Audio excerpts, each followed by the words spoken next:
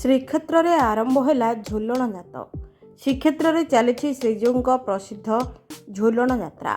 श्रीमंदिर में यात्रा महासमारोह पालित होता बेले श्रीक्षेत्र में मठबाड़ी गुड़िकर महोत्सव को बेस धूमधाम पालन कर यात्रा राधाकृष्ण झूलण कुंजरे रही दोली खेलुवा बेले भक्त श्रद्धालु माने श्रीमंदिर सह विभिन्न मठ मानक जाई उत्सवर मजा उठाई।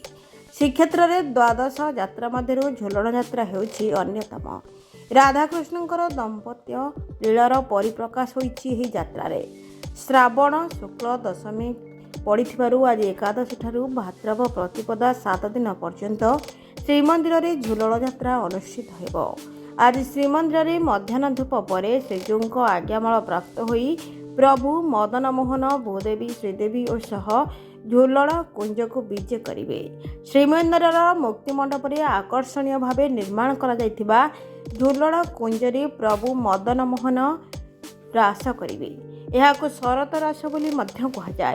सहरर वैष्णवपंथी मठ मंदिर गुड़िकर सह श्रीमंदिर यात्रा बेस आनंद उत्साह सह पालन कर प्रस्तुत फूल और कदममाल कुंजर शोभा को आहुरी बढ़ाई। प्रस्तुति विभिन्न पक्षीकुंज परिवेश को अधिक आकर्षणीय करिसेंती। तेबे श्रीमंदिर श्रीजीव माने झूलण कुंजरे विजे हेबा परे सेवक तथा प्रसिद्ध गायकों द्वारा पारंपरिक चंबू छांद और पुरातन झूलणर रास गीत परिवेषण होता है। श्रीकृष्ण अवतार भाव श्रीजीव चलती प्रतिमा मदन मोहन श्रीदेवी भूदेवी ए यात्रा भाग नहीं।